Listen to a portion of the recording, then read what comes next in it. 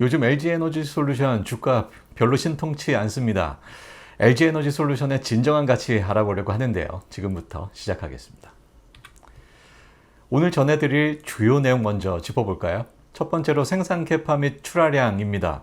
생산 캐파 지역별 시기별로 알아보고 그리고 출하량은 또 어떻게 될지 전망해 보겠습니다. 두 번째로 IRA의 AMPC인데요.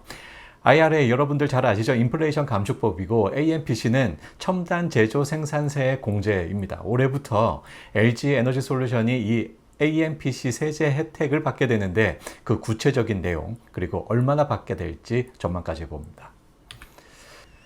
네, 첫 번째 생산 캐파 및 출하량인데요.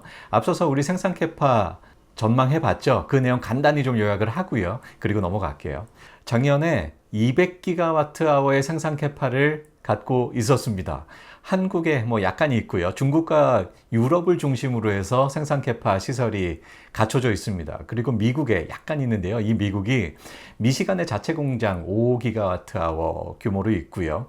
그리고 얼티엄셀이라고 GM과의 합작사 있죠. 이 첫 번째 합작사가 작년부터 돌아가기 시작했습니다. 그래서 10기가의 생산 캐파를 가지고 있고요. 총 200기가와트아워의 생산 캐파를 작년에 가지고 있었는데요. 2025년까지 가파르게 이 캐파에 대한 투자를 해서 증가할 것으로 예상됩니다. 그 중에서 가장 눈에 띄는 곳이 바로 미국이죠. 한국은 큰 변화 없고요. 중국, 유럽 약간씩 증가하고 있습니다. 미국이 가파르게 증가하고 있는데 2022년 작년에는 15기가와트아워에 머물렀던 미국 캐파가 무려 200기가와트로 전 지역을 통틀어서 가장 많은 캐파를 갖게 됩니다. 미국 지역이 말이죠. 그리고 캐나다와 인도네시아도 새롭게 갖추게 되는데요. 캐나다는 스텔란티스와의 합작사가 위치해 있죠. 그리고 인도네시아는 현대차와의 합작사가 준비되어 있습니다. 그래서 2025년에 새롭게 시작이 되고요. 그래서 한국, 중국, 유럽은 다 자체 공장입니다.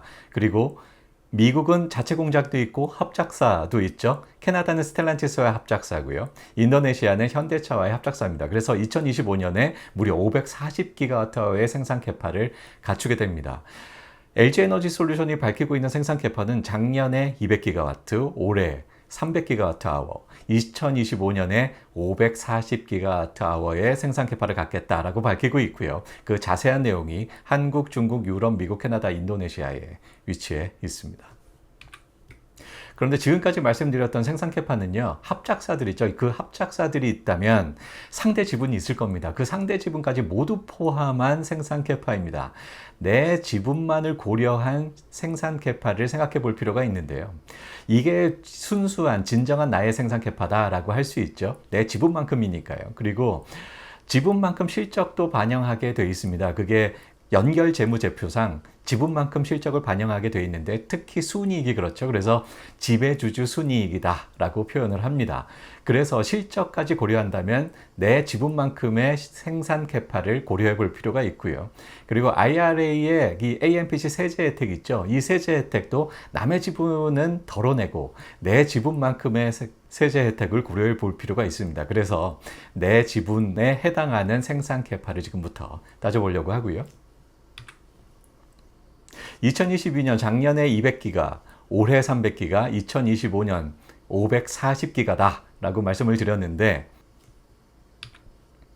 여기서 외부 지분들을 다 덜어내고 나면 작년에는 거의 차이가 없죠. 195기가와트아워고요. 그리고 2023년 올해는 275기가와트아워로 25기가 줄어듭니다.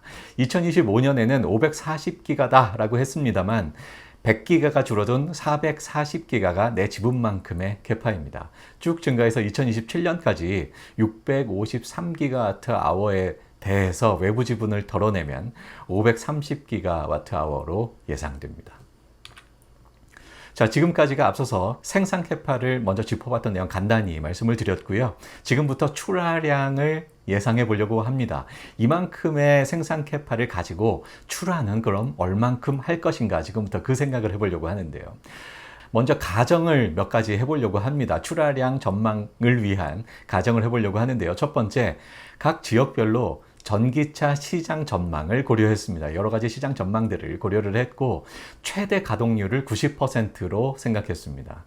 완공 후에 점진적으로 생산량이 증가하겠죠. 그래서 완공하자마자 생산 캐파 100% 돌아가는 거 아니잖아요. 그래서 점진적으로 가동률이 증가한다. 그래서 최대 가동률 90%로 제한을 했고요. 두 번째는 북미, 유럽, 인도네시아는 대부분 전기차용 제품을 생산한다라고 가정했습니다. 북미는 합작사, GM과의 합작사가 상당히 큰 부분을 차지하고 또 전기차용 배터리를 생산을 하기 위해서 본격적으로 투자를 하고 있죠. 그래서 북미 지역은 그렇고요. 유럽 지역도 마찬가지입니다. 거기에 인도네시아는 현대차와의 합작사예요. 자동차 회사와의 합작사라면 당연히 EV용 배터리를 생산을 하겠죠. 그래서 완성차 업체와의 합작사들은 전부 전기차용으로 생산된다라고 가정을 했습니다. 다음 세 번째 가정은요.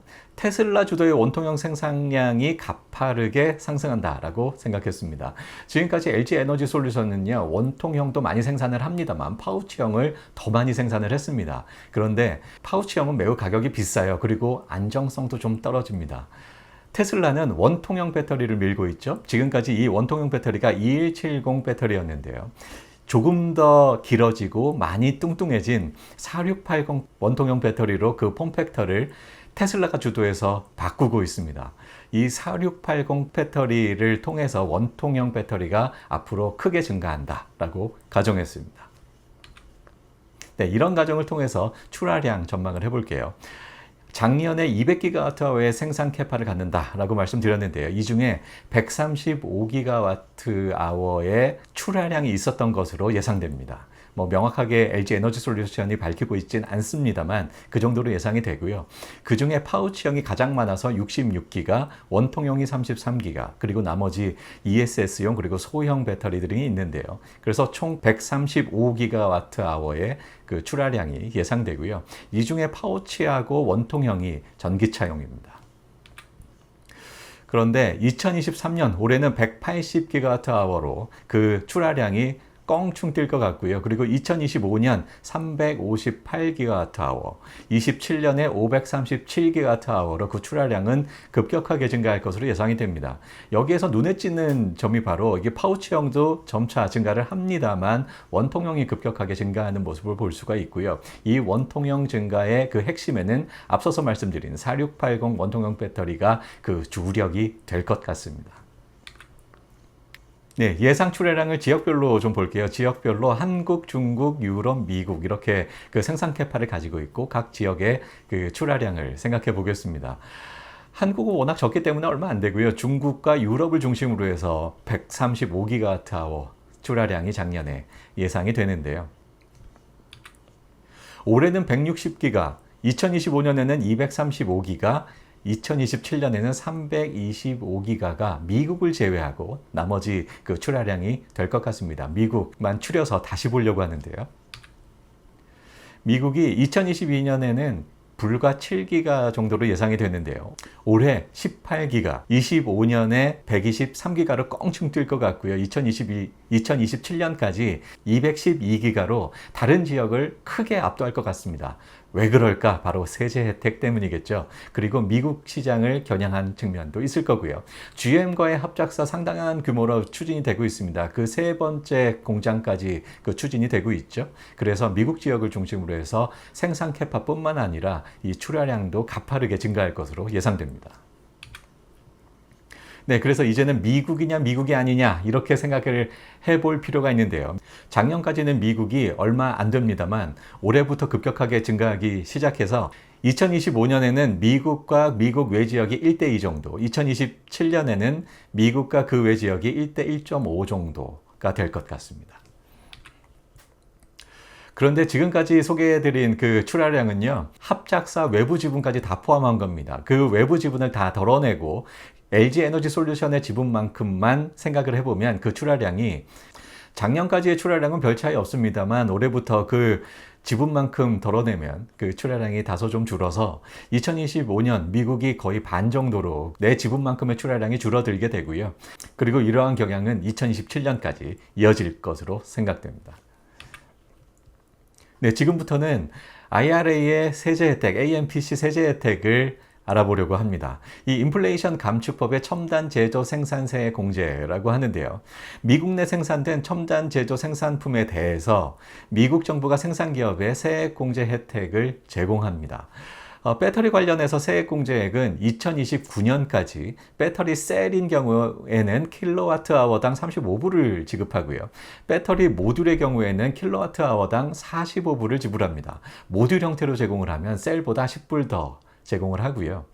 이게 30년부터는 25%포인트씩 감소합니다. 그래서 2030년에는 75% 수준, 31년에는 50% 수준, 32년에는 25% 수준까지 감소를 하고 33년부터는 세액공제를 더 이상 제공하지 않습니다. 그래서 이 세액공제를 얼마나 받을까? 지금부터 그걸 따져보려고 하는데요. 앞서서 우리는 출하량, 미국 출하량 다 예상을 했습니다. 미국만 따로 출하량을 예상한 이유가 바로 여기에 있는데요. 미국 지역에서 생산한 것에 대해서는 미국 정부가 세액 공제를 해주니까요. 그래서 미국에서 생산되고 출하된 그 양만 따로 생각을 해봤고 거기에 대해서 이 세제 혜택도 생각을 해봤습니다. 올해부터 그 세제 혜택이 본격적으로 발생되기 시작을 하죠. 그래서 올해는 약 7억 불 정도 예상이 되고요. 그리고 가파르게 계속해서 증가를 해서 2028년, 2029년 약 80억 불 정도로 예상됩니다. 그런데 2030년부터는 25%포인트씩 줄어든다 그랬죠. 그래서 점점 줄어들어서요. 32년까지 20억 불로 감소할 것으로 생각이 되고요. 그런데 지금까지 말씀드렸던 것은 또 외부 지분까지 다 포함되어 있는 겁니다. 내 지분만큼의 이 세액 공제액을 따로 계산을 해보면 올해는 4억 불, 2029년까지 최대 50억 불까지 증가할 것으로 보이고 점차 또 30년부터 줄죠. 그래서 32년까지 총 12억 불 예상됩니다. 네, 지금까지 LG 에너지 솔루션 알아봤고요. 재미없는 내용 끝까지 시청해 주셔서 감사합니다. 앞으로는 조금 더 재미있게 해보려고 노력하겠습니다. 네, 끝까지 시청해 주셔서 감사하고요. 구독, 좋아요 부탁드립니다.